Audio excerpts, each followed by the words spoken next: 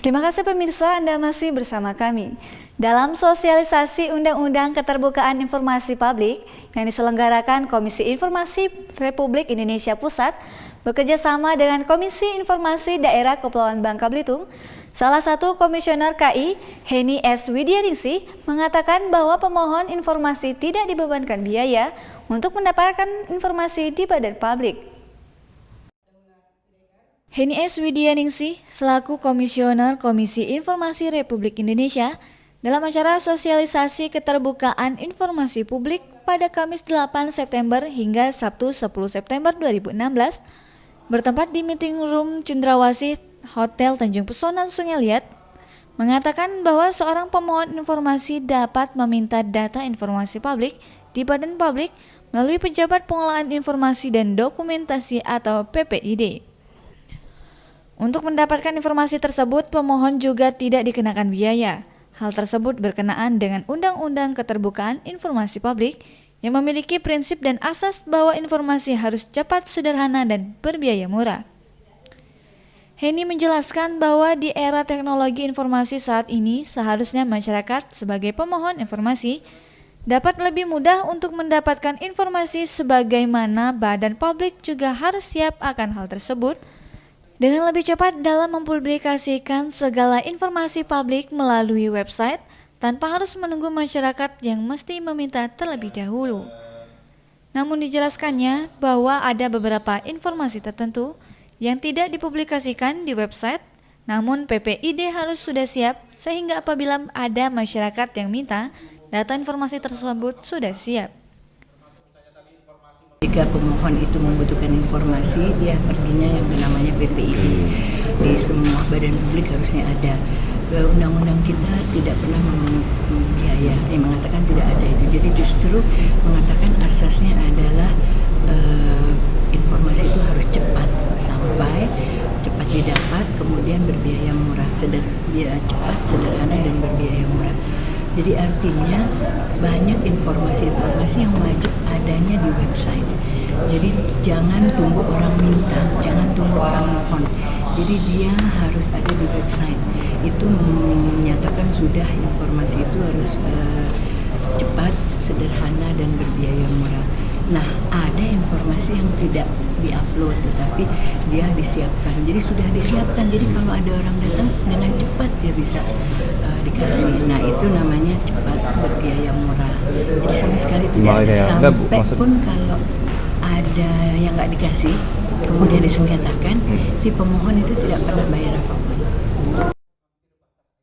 Heni menambahkan bahwa untuk pemohon informasi publik yang tidak direspon sama sekali dari suatu PPID badan publik, maka paling lama 10 hari kerja dapat mengajukan langsung kepada atasan atau kepala PPID di suatu badan publik dan kembali menunggu selama 30 hari kerja.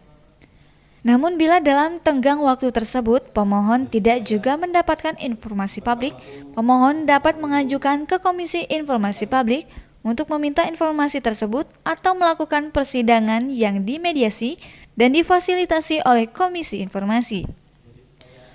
Untuk mengajukan permohonan di Komisi Informasi, pemohon tidak dikenakan biaya administrasi, hanya saja pemohon dikenakan biaya untuk fotokopi berkas dan sebagainya. Sidangnya tidak ada, namun kalau ingin mendapatkan dokumen, kalau dokumennya itu banyak, biasanya dia memberikan biaya. Tapi di situ dikatakan biayanya murah. Jadi kalau fotokopi Rp50 ya dikasihkan berapa. Jadi hanya itu, sidangnya tidak ada, apanya tidak ada biaya.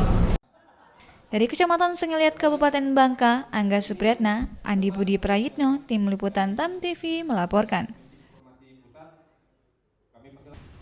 Asisten Sekretaris Daerah Provinsi Kepulauan Bangka Belitung Bidang Pemerintahan dan Kesejahteraan Rakyat, Abdullah Harun, sekaligus Ketua Tim Panitia Persiapan Pengandaan Lahan JJB atau Jalan Jembatan Batrusa II, mengatakan bahwa proses pembebasan lahan di Jalan Jalintim atau Jalan Lingkar Timur Air Anyir harus rampung pada penghujung tahun 2016. Dan pemirsa, berita ini sekaligus mengakhiri perjumpaan kita kali ini. Seluruh kru TAM TV yang bertugas mohon undur diri dan sampai jumpa lagi. Tetaplah di TAM TV, Televisi Bangka Belitung. Amrullah mengatakan hal itu saat memimpin rapat koordinasi persiapan pengadaan lahan JJB 2 di ruangan pertemuan Tanjung Pesona Kantor Gubernur Kepulauan Bangka Belitung, bahwa pemerintah sangat optimis proses pembebasan lahan untuk pembangunan jalan sepanjang 21 km akan selesai pada tahun ini.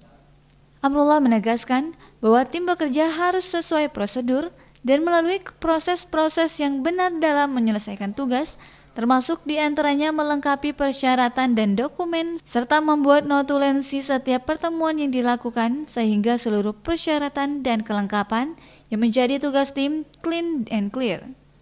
Ia juga menyinggung soal legalitas lahan warga yang masuk dalam pembangunan Jalintim.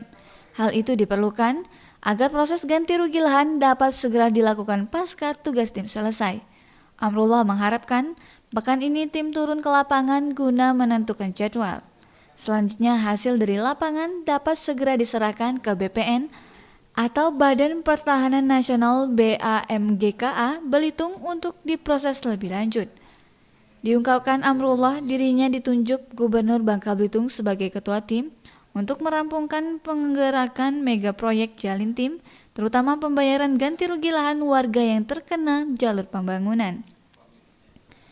Pengerjaan proyek jalan dan jembatan yang menghubungkan Kabupaten Bangka dan Kota Pangkal Pinang itu telah berlangsung sejak 2013 lalu.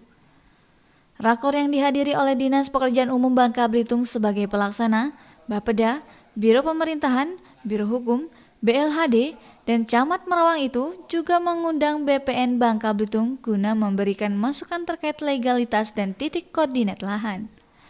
Dalam penyampaiannya, pihak BPN Bangka Belitung dan BPN Kabupaten Bangka menyebutkan bahwa pada tahun 2013 diketahui BPN telah menerima pengajuan dan penerbitan dokumen perencanaan dan surat keputusan penetapan lokasi pembangunan jalan.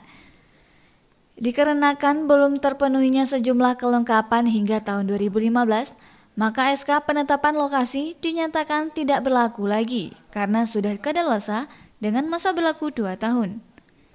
Pihak BPN menyatakan tugas tim tetap dapat dilanjutkan dengan melengkapi dokumen dan mengikuti proses dari awal. Dari Kecamatan Bukit Intan, Kota Pangkal Pinang, Wina Destika, Tim Liputan TAM TV melaporkan.